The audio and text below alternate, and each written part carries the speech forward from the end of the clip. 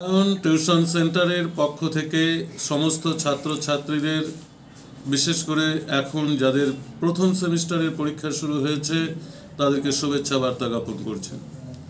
ইতিমধ্যে আমাদের third semester fifth সেমিস্টারের পরীক্ষা শেষ হয়ে গেছে, ওল্ডের কিছু পেপার বাকি রয়েছে। আমি আজকে যে সুপারফাস্ট লাস্ট মিনিট সাজেশনটি প্রেজেন্টেশন করছি তা হলো ফার্স্ট সেমিস্টারের মেজর বাংলা অর্থাৎ অনার্স বাংলা যাদের রয়েছে তার সেকেন্ড পেপারটি অর্থাৎ মেজর 2 মানে অনার্সের যে সেকেন্ড পেপারটি রয়েছে সেই বিষয়টি সম্পর্কে সাজেশন প্রোভাইড করছি। তোমাদের এই পেপারটিতে পুরোটাই রয়েছে ভাষা ও ব্যাকরণ সংক্রান্ত বিষয়। এই ভাষা ও ব্যাকরণ সংক্রান্ত বিষয় থেকে 12 নম্বরের জন্য যে টপিক থেকে তোমাদের প্রশ্ন আসবে এবার অর্থাৎ আসতে চলেছে, তোমরা জানো তোমাদের দুটো টপিক রয়েছে, একটা হচ্ছে ধ্বনি পরিবর্তন, একটা শব্দার্থ পরিবর্তন। তোমাদের কিন্তু এই ধ্বনি পরিবর্তন বা শব্দার্থ পরিবর্তন থেকে কিন্তু একটা প্রশ্ন আসবেই। প্রতিবারেই যে কোনো সিলেবাসেই থাকুক না কেন ঘুরিয়ে ফিরিয়ে একটা প্রশ্ন আসে। একটা হলো ধ্বনি পরিবর্তনের কারণ ও সূত্রগুলি আলোচনা করো, আর হচ্ছে শব্দার্থ পরিবর্তনের কারণ ও সূত্রগুলি আলোচনা করো। Most important question. তোমরা যদি এই দুটো পড়ে যাও তাহলে একটা কোশ্চেন তোমরা 100% এখান থেকে কমন পাবে। এবারে আসি নেক্সট কোশ্চেন। তোমাদের ধ্বনি রয়েছে অর্থাৎ স্বরধ্বনি এবং ব্যঞ্জন ধ্বনি। এই স্বরধ্বনি এবং ব্যঞ্জন ধ্বনি কাকে বলে এর শ্রেণী বিভাগ যদি তোমরা পড়ে যাও তাহলে এখান থেকে তোমরা কিন্তু 100% একটা কোশ্চেন কমন পেতে পারো। ধরে নেওয়া যায় স্বরধ্বনি ও ব্যঞ্জন ধ্বনি কাকে বলে ও তার বর্গীকরণ বা শ্রেণী বিভাগ আলোচনা করো। এরপরে রয়েছে বাংলা ভাষার যে কালবিন্যাস অর্থাৎ প্রাচীন যুগ, মধ্যযুগ, আধুনিক যুগ, প্রত্যেকটি যুগের সময়কাল ও তাদের ভাষাতাত্ত্বিক বৈশিষ্ট্যগুলি আলোচনা করো। অবশ্যই ইম্পর্টেন্ট, দেখে যাবে ভালো করে। প্রাচীন যুগ, মধ্যযুগ, আধুনিক যুগ, তিনটি যে যুগ রয়েছে তিনটি যুগেরই তোমাদের কিন্তু প্রশ্ন পড়ে যেতে হবে। সেটা হয়তো ধ্বনিতাত্ত্বিক বৈশিষ্ট্যও পড়ে যেতে হতে পারে এবং রূপতাত্ত্বিক বৈশিষ্ট্যগুলোও কিন্তু তোমাদের দেখে যেতে হবে।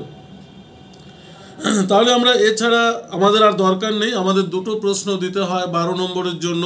আমরা এই যে 4টা প্রশ্ন যদি আমরা পড়ে যাই তাহলে কিন্তু আমরা এখান থেকে 100% কমন পেয়ে যাব দুটো প্রশ্ন। এবারে আসে 6 নম্বরের জন্য আমাদের কি প্রশ্ন পড়তে হবে। 6 নম্বরের জন্য আমরা উপভাষা রয়েছে, এই উপভাষা থেকে যে প্রশ্নগুলো রয়েছে সেই উপভাষা থেকে জন্য তোমাদের যা পড়তে হবে, তোমাদের কিন্তু উপভাষা রয়েছে। তোমাদের যে 5 প্রকার উপভাষা রয়েছে রাঢ়ী, বরেন্দ্রী, বঙ্গালী, কামরূপী, ঝাড়খণ্ডী, যে কোনো একটি উপভাষার ধ্বনিতাত্ত্বিক বা রূপতাত্ত্বিক বৈশিষ্ট্য কিন্তু থাকবেই। সেটা 6 নম্বরের জন্য, 12 নম্বরের জন্য নয়। এরকমও দিতে পারে যে বাংলায় উপভাষা কয়টি, যে কোনো এক প্রকার উপভাষার ধ্বনিতাত্ত্বিক বৈশিষ্ট্য আলোচনা করো। আবার উল্লেখ করেও দিতে পারে যে রাঢ়ী অথবা কামরূপী অথবা বঙ্গালী উপভাষার ধ্বনিতাত্ত্বিক বৈশিষ্ট্যগুলি লিখো। এরপর রয়েছে তোমাদের আইপিএ ইন্টারন্যাশনাল ফোনেটিক অ্যালফাবেটস। এই ইন্টারন্যাশনাল ফোনেটিক অ্যালফাবেটস বা আইপিএ থেকেও কিন্তু একটা 6 নম্বরের প্রশ্ন আসার সম্ভাবনা রয়েছে যে আইপিএ কাকে বলে, এর প্রয়োজনীয়তা আলোচনা করো, থাকার একটা সম্ভাবনা রয়েছে।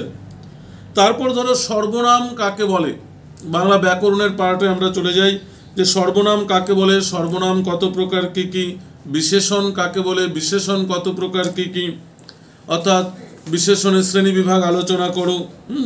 এই বিষয়গুলো কিন্তু তোমাদের দেখে যেতে হবে মূলত 6 নম্বরের জন্য।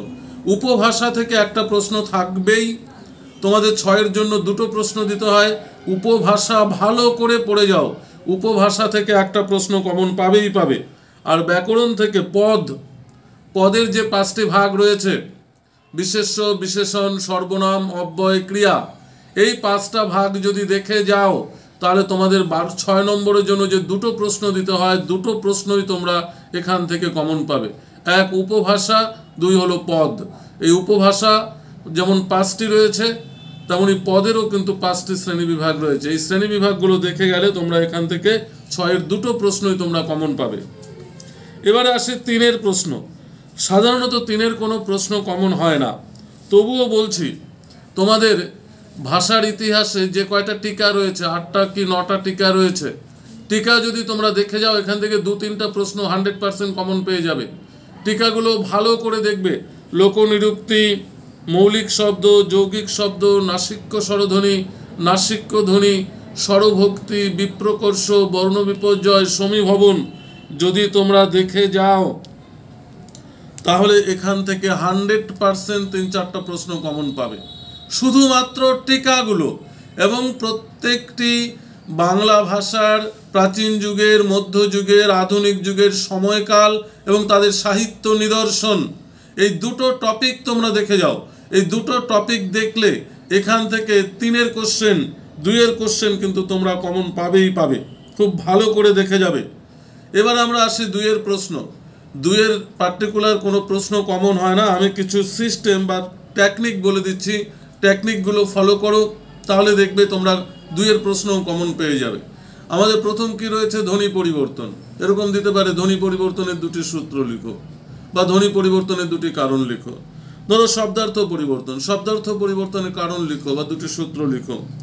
বা প্রত্যেকটি উপভাষার ভৌগোলিক অঞ্চলগুলি কি কি, ভালো করে দেখে যাবে, প্রত্যেকটি উপভাষার ভৌগোলিক অঞ্চল। তারপরে ধরো রূপমূল কাকে বলে, পদ কাকে বলে, প্রত্যেকটি ভাষার যে সময়কাল, স্বরধ্বনির সংখ্যা কতগুলো, ব্যঞ্জনধ্বনির সংখ্যা কতগুলো, মৌলিক স্বরধ্বনির সংখ্যা কতগুলো, এগুলো তোমরা ভালো করে দেখে গেলে কিন্তু এখান থেকে তোমরা 100% প্রশ্ন কিন্তু কমন পাবেই। তাহলে এই ছিল আজকের super fast last minute Bangla অনার্সের মেজর 2 পেপারের সাজেশন। আমি যে সাজেশন প্রেজেন্টেশন করেছি, সাজেশন অনুসারে তোমরা দেখে যাও, দেখবে আগামীকালকের পরীক্ষা ভালো হবে, এই শুভেচ্ছা বার্তা জ্ঞাপন করছি। আবারও ধন্যবাদ জানাচ্ছি। আমাদের এই চ্যানেলটাকে তোমরা সকলের কাছে পৌঁছে দাও। ধন্যবাদ।